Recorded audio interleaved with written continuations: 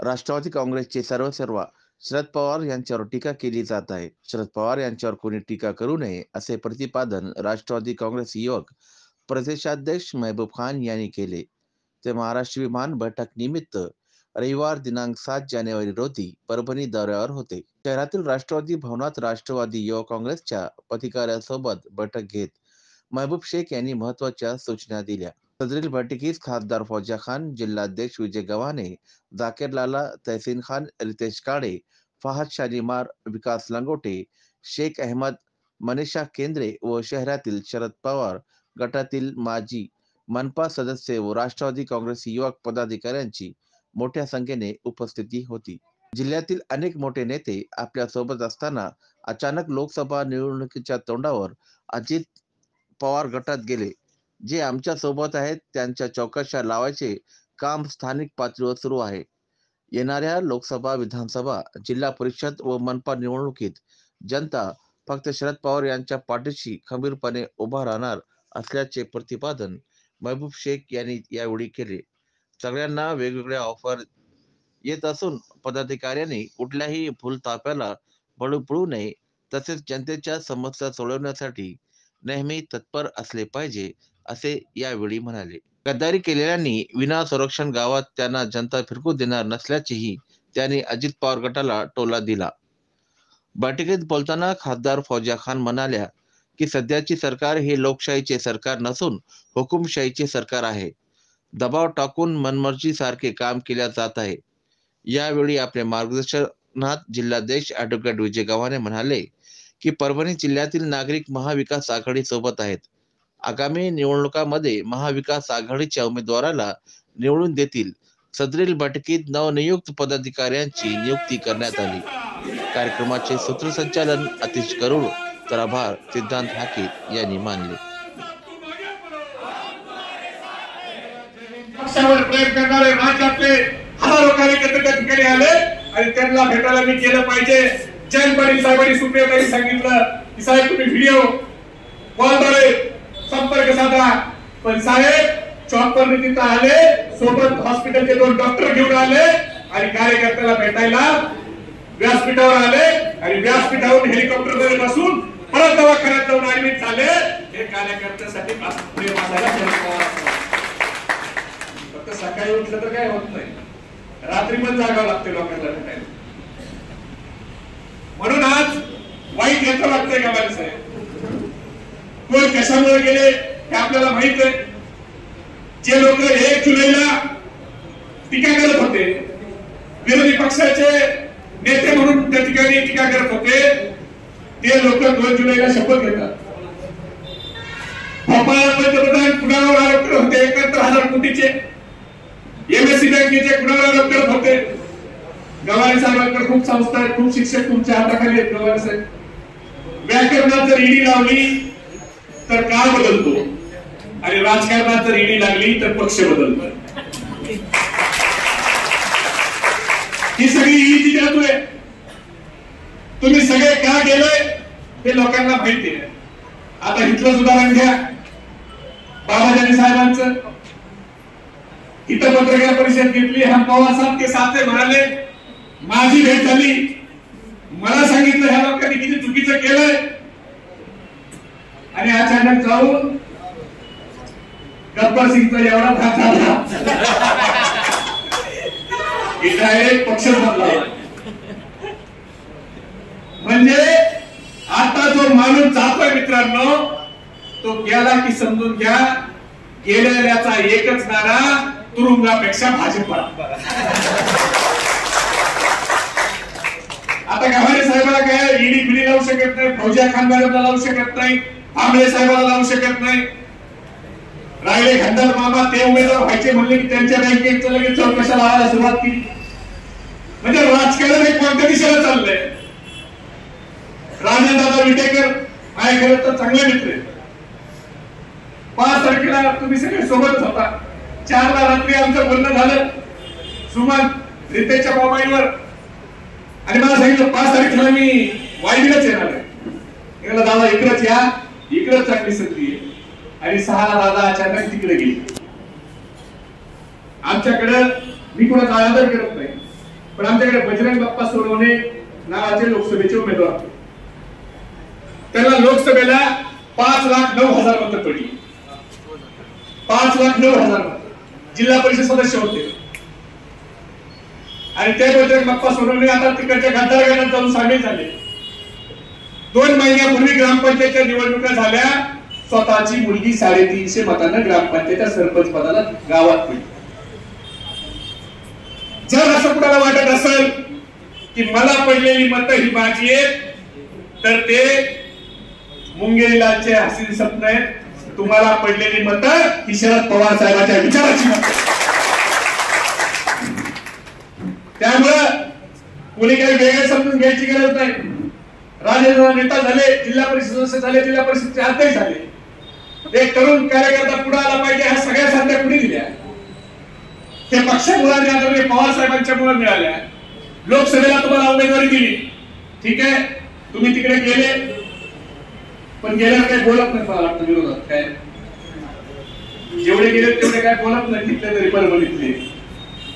पण जे लोक गेले ते कसे गेले, का गेले, कसं दिलं जात आहे हे सगळं बघा. आणि ज्यांना ज्यांना कामाचं आश्वासन आहे ना रितेश, त्यांना म्हणावं तुमची सत्ता येऊन किती महिने झाले बाबा? 6 महिने होऊन गेले. नाही, आता हे 2 जुलैला गेले ना. आपण त्यांचा काळ बोलतो, त्यांचा नमूद आहे. 6 महिन्यात तुमचं काय झालं तेवढं सांगा. किती लोकांना कामं भेटली? आणि इथले जर तुमच्या काही लोक गेले कमी गटात पण काही गेले.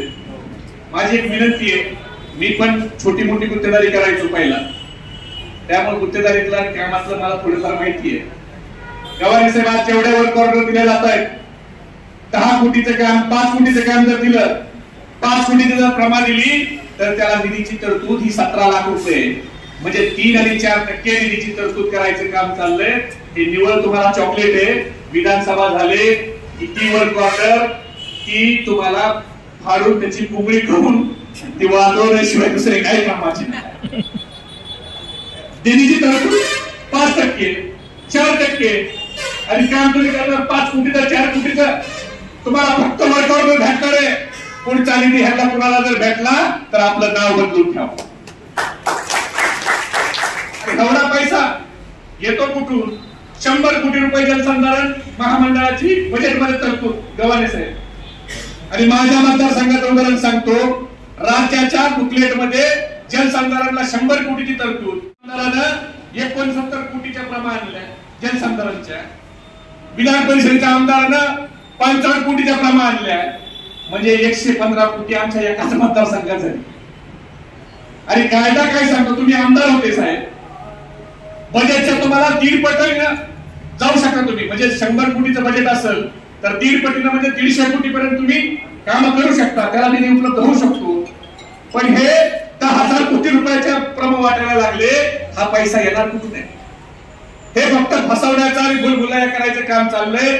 आणि जर ह्यांच्यावर घेऊन जो काम करीत नाही देश, तर याला जर निवडणूक झाल्यावर रडायला माणूस भेटला तर आपलं नाव बदलून पैसा येणार कुठून? 95-94% तर ऐकतो तुम्ही देणार कुठून?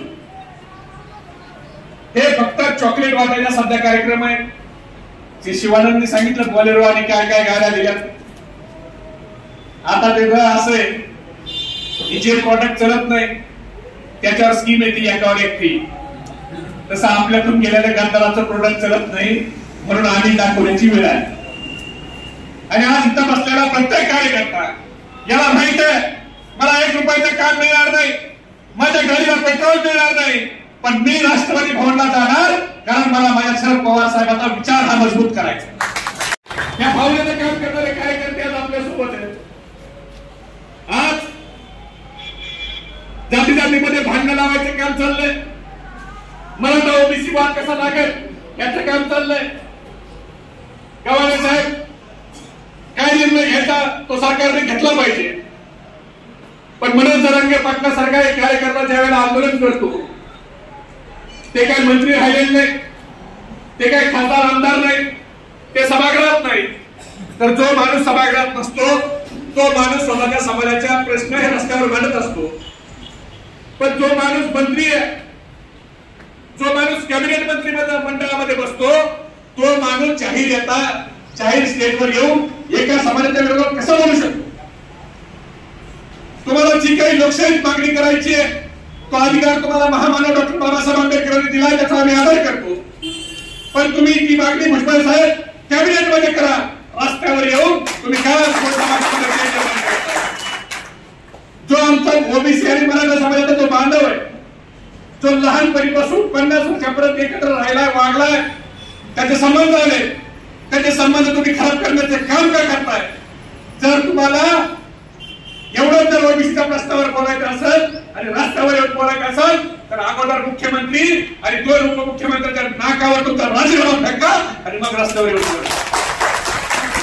एकीकडे मंत्रीपद घ्यायची आणि संविधानिक पदावर बसलेला माणूस हा 2 समाजामध्ये तेढ निर्माण करणारे जाहीर वक्तव्य कसा बोलू शकतो? आज एखादा समाजाचा प्रतिनिधी मागणी करतोय, ती मागणी मान्य करायची का मान्य करायची हा अधिकार सरकारचा आहे. तुम्ही सरकारमध्ये बोला. पण मित्रांनो, हे सगळं कशासाठी चाललंय? तर हे सगळं जसं गव्हाणे साहेबांनी 7.5 लाख रोजगार कसा बनवतोय हे सांगितलं, त्यासाठी हे सगळं चाललंय. 2 कोटी युवकांना दरवर्षी रोजगार देऊ म्हणणारं केंद्रातलं सरकार आज 2 वर्ष झाले किती लोकांना रोजगार मिळाला? रोजगार हात मिळायला सोडा, पण आपल्या महाराष्ट्रात जो हक्काचा रोजगार होता, तो रोजगार मागच्या 1.5 वर्षात किती कंपन्या गुजरातला पळून नेल्या? वेदांता फॉक्सकॉन नावाचा प्रकल्प, ज्या प्रकल्पाच्या माध्यमातून माझ्या महाराष्ट्रात 1,58,000 कोटीची गुंतवणूक येणार होती, माझ्या महाराष्ट्रातल्या 2 लाख युवकांना नोकरी मिळणार होती. हे गद्दार सरकार सत्तेवर आलं आणि यांनी हा वेदांता फॉक्सकॉनचा प्रकल्प हा गुजरातच्या हवाली केला. टाटा इएमएसचा प्रकल्प केला, सॅफरॉनचा प्रकल्प केला, काल प्रवासी पानबोरी पर्यटन क्षेत्राचा प्रकल्प केला, हिऱ्याचा व्यापार केला. गुजरातला तुम्हाला काय सोन्याने मरवायचं मरवा, पण आमच्या महाराष्ट्रातील प्रकल्प तुम्ही काय गुजरातला घेऊन जाताय? म्हणजे गुजरातला उद्योगाचा पेटारा आणि माझ्या महाराष्ट्राच्या युवकाच्या हातात बेरोजगारीचा कटोरा. हे सरकार कुणासाठी काम करत आहे? हे महाराष्ट्राचं सरकार आहे का गुजराती चाकरी करणारं सरकार आहे?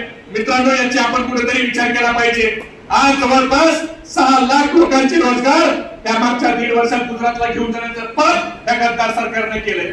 आधी तेव्हा तुम्ही भाषण करत होता की वेदांता फॉक्सकॉनचा प्रकल्प यांनी नेला, यांनी टाटा इएमएसचा प्रकल्प नेला. मग तुम्ही जर शब्दाचे पक्के तुम्ही बोलता तसे वागता असं तुमचं म्हणणं आहे, तर आमची तुम्हाला राष्ट्रवादी युवक काँग्रेसची जाहीर विनंती आहे की तुम्ही गुजरातला गेलेला वेदांता फॉक्सकॉनचा प्रकल्प हा महाराष्ट्रात परत आणा. राष्ट्रवादी युवक काँग्रेसच्या वतीने तुमचा जाहीरनामे सत्कार करायला तयार. दाखवून द्या आम्हाला की अजितदादा मी भाजपमध्ये गेले असते तरी ते शब्दाचे पक्के आहेत, ते कुणासमोर झुकत नाही. अजितदादा हे जुने जसे वाघ होते तसे आज देखील ते वाघ आहेत. आणि जर तुम्ही हे करू शकला नाही तर आम्हाला आता दुर्दैवाने खेळताना असं म्हणावं लागेल की आमच्याकडे असणारे अजितदादा वाघ हे भारतीय जनता पार्टीने त्यांची शेळी केली, शेळी. अहो दादा, तुम्ही आज उपमुख्यमंत्री होता मागच्या 2.5 वर्षात, त्यावेळेला तुमची फाईल उद्धव ठाकरेंनी कधी हलवली नाही. उद्धव ठाकरे साहेबांनी तुम्हाला डायरेक्ट सुपर सीएम म्हणून तुम्ही 2-2.5 वर्ष काम केले, पण आज तुमची फाईल ही उपमुख्यमंत्र्याची गृहमंत्र्याकडून मग मुख्यमंत्र्याकडे जाते.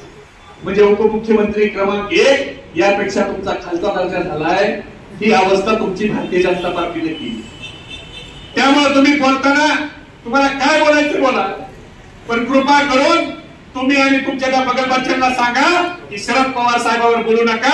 नसता राष्ट्रवादी युवक काँग्रेसला सगळ्याची अंड पिल्ल पाहिजे, ते आम्ही फायर करायचं काम करू, काही करायचं, पण शरद पवार साहेबांवर टीका करायची नाही. कारण ज्या शरद पवार साहेबांनी तुम्हाला सगळं दिलं, काय द्यायचं राहिलं? आज शरद पवार साहेबांनी तुम्हाला मुलासारखं वाढवलं, त्या शरद पवार साहेबांवर आज तुम्ही बोलताय, पक्षावर दावा करताय आणि सांगताय की शरद पवार साहेबांनी हुकुमशाही पद्धतीने पक्ष चालवला.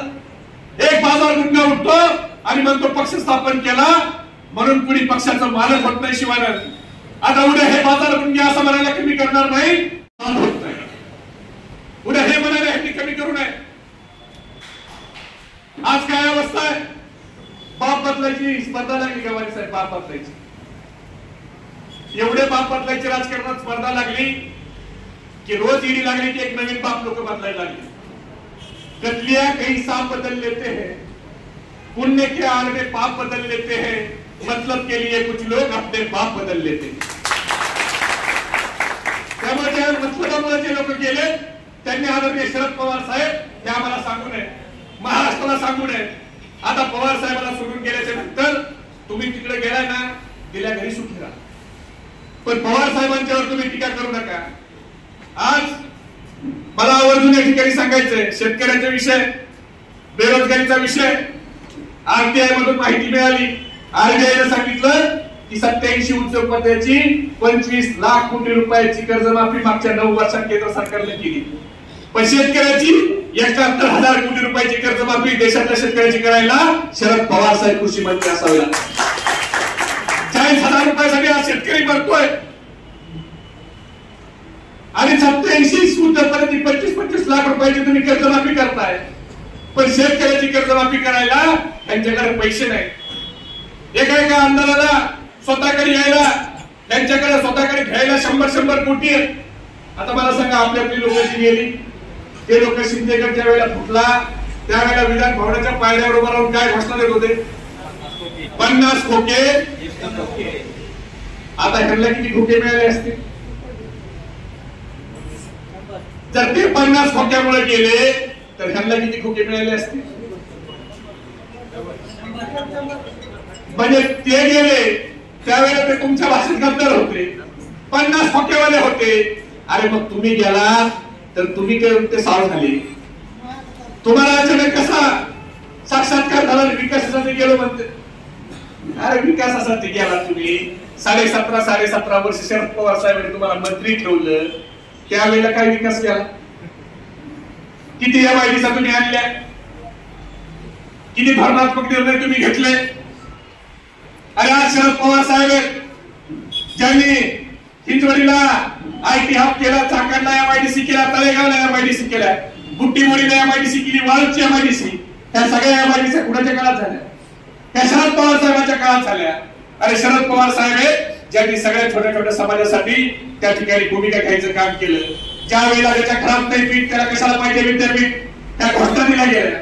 पवार साहेबांना आमदारांनी सांगितलं, गवारे साहेब तुम्हाला जास्त माहित असेल की जर आपण महामानव डॉक्टर बाबासाहेब आंबेडकरांचं नाव मराठवाडा विद्यापीठाला दिलं तर आपली सत्ता जाईल. पण आज मी पवार साहेबांनी भूमिका घेतली की ज्या महामानवाने या देशाचं संविधान लिहिलं त्या महामानवाचं नाव मी जर मराठवाडा विद्यापीठाला देऊ शकत नसेल तर मला खुर्चीवर बसायचा नैतिक अधिकार नाही. सत्ता गेली तरी चालेल, पण महामानव डॉक्टर बाबासाहेब आंबेडकरांचं नाव. हे शरद पवार साहेब मंडळ आयोगाच्या विरोधात कमंडल यात्रा निघाली त्यावेळेला भारतीय जनता पार्टीनं, आज ओबीसीचा त्यांना कुठल्या मावशीचं प्रेम आलंय, त्या भारतीय जनता पार्टीने ओबीसीच्या आरक्षणाला विरोध केला. त्यावेळेला आदरणीय शरद पवार साहेबांनी, देशातले पवार साहेब पहिले मुख्यमंत्री आहेत ज्यांनी मंडळ आयोगाची अंमलबजावणी करून देशात ओबीसीला जर पहिलं आरक्षण कुठे मिळालं असेल तर ते माझ्या महाराष्ट्रात शरद पवार साहेबांनी दिलं. नुसतं आरक्षण दिलं नाही तर जातीच्या नाही तर कामाच्या आधारावर त्याचा समावेश व्हावा म्हणून एक पवार साहेबांनी जी आर काढला, गवारे साहेब. आणि त्या जी आर मुळे मुस्लिम मधले जुला असतील, खातिक असतील आणि मराठा समाजातले कुणबी असतील ते देखील ओबीसी झाले. ते त्या शरद पवार साहेबांच्या जी आर मुळे. आज शरद पवार साहेबांनी कोणत्या समाजासाठी काम केलं नाही. आज आमच्या महिला केंद्रात इथं बसलं, स्थानिक स्वराज्य संस्थेत महिला 33% आरक्षण देण्याचं काम आदरणीय शरद पवार साहेबांनी केलं. संरक्षण विभागात 9% महिलांना आरक्षण देण्याचं काम पवार साहेबांनी केलं. असे अनेक निर्णय पवार साहेबांनी मित्रांनो घेतले, सगळ्या समाजासाठी निर्णय घेतले. ते निर्णय आता आपल्याला जाऊन त्या ठिकाणी सांगावं लागणार आहे. आज आपल्याकडून गद्दारी करून काही लोक गेले, त्या लोकांच्याकडे कदाचित पैसा असेल, त्यांना कामही मिळतील, पण जसं त्यांनी सांगितलं जंगल जळताना एक चिमणीने सांगितलं की माझं नाव इतिहासात पळणारं चाळीत नाही तर विजवणारं चाळीत होतं, तसं रितेश आपल्या सगळ्यांची नावं ही गद्दाराच्या यादीत नसतील तर स्वाभिमानावर लोकांच्या. आपल्या बायकोला तितकं मिळणार नाही, एखादं पद मिळणार नाही, पण शिवानंद सकाळी आरशात बघताना स्वतःची लाज कधी वाटणार. आपण गरीब असू पण आपण लाज लाचार नाही आणि आपण कधी लाचारी पत्करली नाही. आपण छत्रपती शिवाजी महाराजांचा स्वाभिमानी बाणा हा कधी दिल्ली समोर पसरवला आणि आपण छत्रपती शिवाजी महाराजांच्या स्वाभिमानी बाणाने दिल्ली समोर जो झुकला नाही तो गुजरातच्या समोर काय झुकणार हे आपण दाखवून देणाऱ्याच्या यादीत आपण होतो. हे समाधान आपल्याला आयुष्यभर राहील. आज राजकारणात काय पद पैसा हे सर्वस्व आहे का? जर पैसाच कमवायचा म्हणला तर आता इथं आमच्या महिला भगिनी बसतात त्याच्यामुळे मी बोलत नाही. पण अनेक मार्ग आहेत ज्या मार्गाने लोक पैसे कमवतात पण इज्जत कमवण्याचा मार्ग हे खूप कमी आहे. आपण सगळ्यांनी काय कमवलं असेल तर ते आपण सगळ्यांनी शरद पवार साहेबांच्या विचाराच्या सोबत राहून आपल्या स्वतःच्या नजरेत आणि समाजाच्या नजरेत आपली इज्जत कमवलेली. आज असं सांगत गव्हाणे साहेब आणि रितेश एकदा आचारसंहिता लागू द्या, ह्यांची पोलीस संरक्षण निघू द्या. जर लोकांनी ह्यांना गावात हिंडून दिलं तर आपलं नाव बघेल. आज मतदार सगळं बघतोय, आज सर्वसामान्य जनता हे सगळं बघतीये. ज्या दिवशी ह्यांचे संरक्षण निघतील त्या दिवशी या महाराष्ट्रातला सर्वसामान्य माणूस त्या गद्दारांना रस्त्यावर फिरू देणार नाही. आजही काही लोक खासगी सांगतात की आमच्या गाडीच्या मागे मोटरसायकलचा मोठ्याने आवाज आला तर आम्हाला वाटतंय कोण चप्पल फेकून मारतंय का. तिकडे गेलेली सांगताय. आज गव्हाणे साहेब तिकडे गेलेले खासगी आम्हाला सांगता कोण कशाच्या अडचणीमुळे गेले सगळे ते म्हणतात आमचं काय तिकडे मन लागत नाही. तिकडच्या शिबिरात एक गेलेला पदाधिकारी मला म्हणला उदय निरगुरकरचं भाषण ऐकून ते म्हणला आम्हाला पुरोगामी विचाराची सवय लागलेली आणि उदय निरगुरकरचं भाषण ऐकून आम्हाला असं वाटलं की आम्ही काय आरएसएसच्या कॅम्प मध्ये येऊन बसलो. ते एवढा ओव्हरडोस झाला म्हणले आम्हाला सगळ्याला की ते 25 एका विचाराने काम केलेले लोक आज ज्या वेळेला वेगळा विचार त्या ठिकाणी बदलतात तर सारख्या सुद्धा एवढा रंग बदलत नाही, शेवटी ही पटके रंग बदलायला लागली. 21 जूनला जे लोक पवार साहेबांची गुणगान करत होती ती आता पवार साहेब कसे चुकीचे हे सांगायला लागले. त्यामुळे मित्रांनो बात जब उसूलों की आती है तो टकराना जरूरी है. बात जब उसूलों की आती है तो टकराना जरूरी है. अगर तुम जिंदा हो तो जिंदा नजर आना जरूरी है. आणि आज तो अन्याय अत्याचार मोदी शहाच्या रूपाने आज देशात चाललाय. ज्या स्वर्गीय बाळासाहेब ठाकरे आणि शरद पवार साहेबांचं नाव महाराष्ट्रात आदराने घेतो, ज्या स्वर्गीय बाळासाहेब ठाकरेंनी स्वतःचा पक्ष निर्माण केला ते पक्ष फोडून चोरण्याचं पद त्या दिल्लीवाल्याने केलंय. आज शरद पवार साहेबांचा पक्ष फोडला जातोय. बाळासाहेब ठाकरे आणि शरद पवार साहेबांचं अस्तित्व संपवण्याचं काम हे त्या ठिकाणी गुजरातवाले करतायत. मग ह्या गुजरातवाल्याला छत्रपती शिवाजी महाराजांनी सुरत कुठल्याला बदला महाराष्ट्राकडून घ्यायचा आहे का? हे वाटतं एवढं सोपं नाही. जम्मू काश्मीर मध्ये गव्हाण्यासाठी 70चं कलम हटवलं ते त्यांचा निर्णय त्यांनी तो घ्यावा, त्याच्याबद्दल मला काही बोलायचं नाही. पण ज्या वेळेला निर्णय घेतला त्यावेळेला जम्मू काश्मीरची विधानसभा अस्तित्वात नव्हती आणि संविधानामध्ये सांगितलंय की ज्या वेळेला 370चं कलम हटवायचं त्यावेळेला सभागृहात विधानसभेच्या पहिला ठराव झाला पाहिजे. पण ज्या वेळेला विधानसभा बरखास्त होती त्यावेळेला 370चं कलम हटवलं गेलं. मित्रांनो उद्या महाराष्ट्रात देखील अशीच परिस्थिती होऊ शकते. आज ते लोक लिटमस टेस्ट घेत आहेत. आज महानगरपालिका होत नाहीत, 2 वर्ष झाले जिल्हा परिषदा होत नाहीत, महानगरपालिका होत नाही. म्हणजे उद्या 2024ला जर हे निवडून आले तर लोकसभा आणि विधानसभा देखील नाही झाल्या 24च्या नंतर तर तुम्हाला नवल वाटायला नको. आणि ज्या वेळेला महाराष्ट्रातली विधानसभा अस्तित्वात नसेल त्यावेळेला कदाचित मुंबई ही महाराष्ट्रापासून वेगळी करून गुजरातला तोडण्याचं पाप देखील हे करू शकतात. हे एवढे सोपे नाही. त्यामुळे ह्यांचं जे चाललंय ते महाराष्ट्राच्या युवकांनी ओळखायला पाहिजे. आणि एक गोष्ट लक्षात ठेवा, अन्याय अत्याचाराच्या विरोधात सशस्त्र जेव्हा युवकाचं रक्त तेव्हा सुरक्षित राहतं दिल्लीचं रक्त. आज तो अन्याय अत्याचार वाढलेला आहे. त्या अन्याय अत्याचाराच्या विरोधात आपल्याला लढायचंय. आमच्या एका युवकाध्यक्षांनी सांगितलं बळीरामजी पूर्ण आले पालकवाले की निधीचं सांगा तर निश्चितपणे फौजा खान मॅडमला आपल्याकडे राज्यसभेचे खासदार आहेत त्यांना सांगूच. पण थोडं थांबा, कुछ देर की खामोशी है, कुछ देर की खामोशी है, फिर शोर आएगा. इन गद्दारों का तो सिर्फ वक्त आया है हम वफादारांना तोड आहे. आणि त्यावेळेला पुढच्या वेळेला ज्यावेळेला सत्ता बसल त्यावेळेला कुणीही पालकमंत्री असू द्या, राष्ट्रवादी युवक काँग्रेसच्या सगळ्या पदाधिकाऱ्यांची कामं करून घ्यायची जबाबदारी तुमचा अध्यक्ष या नात्यानं त्यांच्या डोक्यावर बसून घ्यायचं काम हे मी निश्चितपणाने करेन. आणि नितेशला माहिती आहे की पालकमंत्र्याला कोणत्याही मंत्र्याला भांडायला त्यावेळेस सुद्धा मी मागे नव्हतो, कारण मी संघटनेत काम केलेला कार्यकर्ता आहे. त्यामुळे संघटनेत काम केलेला कार्यकर्ता हा कुणाला भेट नाही. पण मी एक गोष्ट निश्चितपणाने सांगेन, आज परभणी जिल्ह्यात तुमच्या सगळ्यांचं मी कौतुक करेन की सगळे लोक ज्या वेळेला सोडून जात होते त्यावेळेला या परभणी जिल्ह्यातले तुम्ही सगळे युवक हे शरद पवार साहेबांच्या स्वाभिमान विचारासोबत लढायला तयार होते.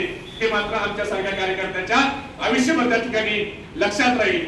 आणि खरं परभणीचे एक वेगळेपणच आहे, जगात जर्मनी आणि भारतात परभणी. त्यामुळे या भारतातल्या परभणीमध्ये गद्दाराला आपण सगळे त्यांची धडा शिकू. आणि आपण मी सगळ्याला एक एवढीच विनंती करतो, खास करून सेलू आणि परतूर आणि जिंतूर आणि गंगाखेड इथं प्रत्येक गावात राष्ट्रवादी युवक काँग्रेसची शाखा असली पाहिजे. आणि ह्या दोन गावात आता तुम्ही असं म्हणू नका लोकांच्या मध्ये वातावरण खूप खराब आहे, त्यांच्या विरोधी लोक आहेतच, पण त्या लोकांना आपल्याकडे घेऊन आपलं पदाधिकारी करा. जर भांबळे साहेब 10,000 निवडून येणार असतील तर ते 40,000 कसे निवडून येतील यासाठी दिवस रात्र तुम्ही एक करा. गंगाखेड पालकमंत्री देखील आपल्या विचाराचा आमदार निवडून आला पाहिजे, म्हणून आपण सगळ्यांनी त्यांच्यासाठी प्रयत्न केला पाहिजे. आज पाहायला डिग्री लावून फिरा, कदाचित आज तारीख आहे ना, 7 तारीख 10 जानेवारी सुप्रीम कोर्टाने सांगितले निर्णय द्यायचा. आणि मला एक कार्यकर्ता म्हणून जर मी माझं झालं एलएलबी झालेलं आहे, कायद्याचं जेवढं थोडंफार मला कळतंय, जेवढं जरी विधानसभा अध्यक्षांनी हे लाभापात्र केलं नाही तर 26 जानेवारीचा झेंडा हा एकनाथ शिंदेच्या हाताने फडकणार नाही. सुप्रीम कोर्टात झेंडा डिस्क्वालिफाय होऊन सांगणार. हे फक्त आज नाही, आजचं मरण उद्यावर आहे. कारण एखाद्या माणसाला जर दुर्धर आजार झाला तर त्याचं मरण फिक्स असतं, पण चांगल्या डॉक्टरने मोठ्या महाशक्तीवाल्या डॉक्टरने इंजेक्शन मारले तर आजचं मरण फक्त उद्यावर ढकलतंय. पण पक्षांतर्गत बंदी कायद्यात जो निर्णय सुप्रीम कोर्टाने दिला त्या निर्णयाच्या अनुषंगानं मी पाणी गटनेता हा उद्धव साहेबांना जो मान्य केलेला आहे, त्यामुळं 10 जानेवारीची त्यांना डेडलाईन दिली. तर फार तर ह्यांनी क्वालिफाय जरी केले तरी उद्या हे काही टिकतील सुप्रीम कोर्टात असं चित्र नाही. आणि जनतेने तर ह्यांना नाकारलेलंच आहे, पण जनतेच्या कोर्टात तर ह्यांचा काही निभाव लागणार नाही, पण सुप्रीम कोर्टात देखील. त्याच्यामुळं तुम्ही आता गाफील राहू नका की 8 ते 9 महिने विधानसभा, कदाचित लोकसभेसोबत देखील विधानसभा निवडणूक लागायची शक्यता जास्त आहे.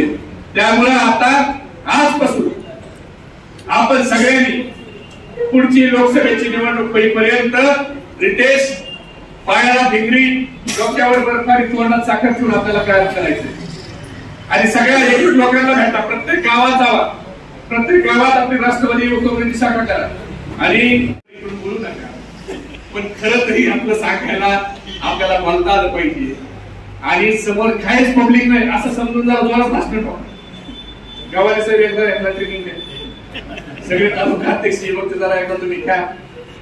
आता राजकारणात बोलल्याशिवाय काही नाही, जे बोलते त्याचं काही पण विकते. आता बघा व्हॉट्सअप फेसबुकवर मेसेज येतो 70 साल में क्या हुआ, आणि आपल्या हा पठ्ठाला असं वाटतं हा खरे 70 वर्षात काही झालं नाही. 2014च्या अगोदर परभणीहून हिंगोलीला जायला रस्ता नव्हता, लोक परभणीहून हिंगोलीला पायी यायची. 2014च्या अगोदर परभणी शहरामध्ये जिल्ह्यामध्ये एकही शाळा नव्हती, कॉलेज नव्हतं, रेल्वे स्टेशन नव्हतं, एसटी स्टँड नव्हतं. एवढंच काय, लाईटीचा बल्ब देखील परभणी जिल्ह्यात 2014च्या अगोदर लागत नव्हता. तो देखील 2014च्या नंतरच परभणी जिल्ह्यात पहिल्यांदा लागला. बरोबर आहे ना? त्याच्या अगोदर सगळा अंदाज होता. बरोबर आहे का? बरोबर आहे का? हो का नाही? आता फक्त भाजपवाले एवढंच म्हणायचे राहिले देवाने साहेब की कपड्याचा शोध देखील 2014च्या नंतरच लागला. आम्हाला लोक अंगाला पाला म्हणून ठेवलं. आणि हा पक्षी हा मेसेज आला की पुढच्या 10-20 व्हॉट्सअप ग्रुपवर फॉरवर्ड करतो, फेसबुक युनिव्हर्सिटीवर टाकतो. आणि आपले ज्याला पटतं ते हसून सोडून देतात, जाऊ द्या मूर्ख. पण असं सोडून देऊ नका. असा मेसेज आला तर त्याला आपल्या रितेश तरुण सहकार्याने सिद्धार्थ उत्तर लिहायला पाहिजे की मोदी साहेबांनी चहा विकला का नाही हे मी माझ्या डोळ्यानं पाहिलं नाही, पण ज्या रेल्वे स्टेशनवर त्यांनी चहा विकला म्हणून सांगतात हे देखील 2014च्या अगोदरचे. मोदी साहेबांची शाळेची डिग्री खरी का खोटी मला माहित नाही, पण ज्या विद्यापीठातून त्यांनी डिग्री घेतली म्हणून सांगताय हे देखील 2014च्या अगोदरची आहे. आज जे जे मोदी साहेब विकतायत, मग ती एअर इंडिया असो, LIC असो, BSNL असो, रेल्वे असो, ह्या सगळ्या कंपन्या 2014च्या अगोदरच्या आहेत. मोदी साहेबांना चहा विकताना मी माझ्या डोळ्यानं पाहिलं नाही, पण मोदी साहेब आज देश विकतात हे मात्र मी माझ्या उघड्या डोळ्यानं पाहतोय. आणि हे उत्तर आपण त्या ठिकाणी द्यायला शिकलं पाहिजे. आमच्या पात्रीच्या कृष्णाला देखील माझी विनंती आहे की तुम्ही थांबला, तुमचं कौतुक आहे, पण लोक सर्वसामान्य मतदार आजही शरदचंद्रजी पवार साहेबांच्या सोबतच आहे. लाभार्थी लोक तिकडे गेले. निवडणुकीच्या काळात लोक ह्यांची जागा दाखवतील. त्यामुळं आता थोडे दिवस आपले सगळ्यांना एक विनंती आहे की मला निरोप मिळाला नाही, मला कोणी बोलवलंच नाही, असं पुढच्या 2-4 महिने काय म्हणणार, हे काय कुणाचं लग्न नाही. ऍक्टिव्ह राहावा. फेसबुक, ट्विटर, इंस्टाग्राम याच्यावर आपल्या जर नेत्याला कोण काय बोललं तर हे शाहीर असेल, हे सगळे पुरजित सिद्धार्थ असेल, आमचा सुमंत असेल, हे सगळे लिहितात, इरफान असेल, हे सगळे पोरं लिहितात. पण आपण देखील सगळ्यांनी लिहिलं पाहिजे. फेसबुक, इंस्टाग्राम, ट्विटरवर आपण सगळ्यांनी त्या ठिकाणी सक्रिय असलं पाहिजे. आणि मला बोलवलं नाही कृपया हे म्हणू नका, कारण ऐलाने जंग में किसी को बुलाया नहीं जाता, जिसका खून खोलता है वो खुद ब खुद चला आता है. त्यामुळे आता युद्ध पेटलेलं आहे. हे युद्ध विचाराचं युद्ध आहे. त्या विचाराच्या युद्धात आपल्याला स्वतःहून सहभागी व्हायचंय आणि या गद्दार लोकांना धडा शिकवायचा आहे. म्हणून पुढचे 3 महिने आपल्याला घोड्यासारखं राहायचं. घोडा हा शब्द मी याच्यासाठी वापरला का बाळासाहेब? घोडा कोणी बसलेला बघितलाय का? झोपला तरी उभा राहून झोपतो. तसं तुम्ही झोपायला घरी जावा, पण रोज घोड्यासारखं तालुकाध्यक्षांनी किमान सकाळी 4 गावं आणि संध्याकाळी 4 गावात जाऊन चहा प्यावा, तिथं शाखा स्थापन करावी. आणि महिन्याभराने तुम्ही मला 15 दिवसांनी कधी बोलवा, मी पूर्ण 2-3 जिंतूर परतूरला 1 दिवस आणि सिलूला 1 दिवस आणि गंगाखेडला 1 दिवस जिथं आपण लढणार आहे तिथं मी पूर्ण दिवस द्यायला तयार आहे. म्हणून आपण न थांबता प्रत्येक गावात जाऊन बूथ कमिटी करा. युवकाचे 2-3 का होईना बूथ कमिटीत लोक असले पाहिजे, कारण मतदानाच्या दिवशी बूथवर जाऊन मामा चला, काका चला, मावशी चला, आत्या चला हे म्हणून घेऊन सांगून बूथवर ठेवून मतदान करणारा हा युवकच असतो. दुसरा मी मला अशा त्याच्यासाठी वापरला की इथं सगळे बसलेले तरुणांची संख्या आहे आणि कोणतीही ताकद मोजायची असेल तर ती हाऊस पॉवर मध्ये मोजतात. मग ते 1000 हाऊस पॉवरचं मोटरसायकलचं इंजिन असू द्या, नाहीतर 40,000 हाऊस पॉवरचं जेटचं इंजिन असू द्या, तिथेही घोडा आला. म्हणून मी घोडा हा शब्द वापरला. आणि तिसरा मी घोडा हा शब्द याच्यासाठी वापरला की ज्यांनी ज्यांनी पवार साहेबांना फसवलंय त्यांना उद्याच्या निवडणुकीत लावायचं. काय काय लावायचंय हे गवाले साहेब सगळ्यांचं म्हणणं आहे. म्हणून आपल्याला पुढच्या 3 महिने कशासारखं राहायचंय, कशासारखं राहायचंय, राहणार का सगळे? मग मी घोषणा देतो. हात वर करून घोषणा द्या. आपला हात वर असताना शेजाऱ्याकडे लक्ष ठेवा. त्याचा हात खाली समजून. अभी आपने सबने देखे कि शरद पवार साहब के विचारों के साथ आने वाले युवाओं का तादाद कितनी है, ये सब आपने अपने आंखों से देखे. और सामने जो पार्टी में जो लोग गए हैं वो किस वजह से गए हैं, किस मजबूरी में गए हैं, ये आप मुझसे ज़्यादा आप सभी को मालूम है. क्योंकि जो लोग यहाँ पर थे वही लोग अचानक से उधर कैसे जाते हैं, तो कुछ तो मजबूरी उनकी रही होगी. और राष्ट्रवादी कांग्रेस पार्टी शरद पवार साहब के विचार को मानने वाले कुछ गिने चुने लाभार्थी, कुछ कॉन्ट्रैक्टर ये गए हैं, मगर आम लोग आज भी शरद पवार साहब के साथ है. इसका आज आढ़ावा लेने के लिए जब हमने राष्ट्रवादी युवक कांग्रेस की मीटिंग महाराष्ट्र अभिमान आढ़ावा बैठक मराठी बाणा जपूया महाराष्ट्र धर्म वाढवूया इस टैगलाइन के नीचे जब हमने कॉल की तो परभनी में आज तक मैंने खुद जितनी मीटिंग किया हूँ उसमें सब में अच्छी मीटिंग अगर कौन सी हो गई तो आज की मीटिंग हो गई है। और आज भी आम कार्यकर्ता ये शरद पवार साहब के विचारों के साथ है। अभी हमारा हर गांव में राष्ट्रवादी युवक कांग्रेस की शाखा और हर बूथ पर राष्ट्रवादी युवक कांग्रेस के कार्यकर्ता और बूथ कमेटी, ये काम हम आने वाले समय में कर रहे हैं। और महानगर पालिका हो, विधानसभा हो, लोकसभा हो, इसका असर आपको आने वाले चुनाव में देखने को मिलेगा। भ्रष्टाचारी राजकारणाला कंटाळून लोक त्या विचाराने आता पुढे निघालेली आहेत। आज या ठिकाणचा तरुण मुलगा हा भ्रष्टाचारी राजकारणाला साथ न देता बेकारीच्या विरुद्ध, महागाईच्या विरुद्ध, शेतकऱ्यांच्या प्रश्नाच्या विरुद्ध आतंक करायला आणि लढाई करायला निघाला आहे आणि तो राष्ट्रवादी बरोबरच राहील याची आम्हाला सर्वसाधारण कार्यकर्त्याला आणि जनतेला काय आवाहन करणार? सर्व कार्यकर्ता जनतेला पूर्ण महाराष्ट्र वाचवा आणि शरद पवारच्या पाठीशीच महाराष्ट्र एकत्र ठेवला तर महाराष्ट्र हा बहुजनांचा, महात्मा फुलेंचा, बाबासाहेब आंबेडकरांचा महाराष्ट्र जीवन जाईल। आम्हाला महाराष्ट्र हा शिवाजी महाराजांच्या हिंदुत्वाचा महाराष्ट्र पाहिजे, सनातनांचा महाराष्ट्र नको।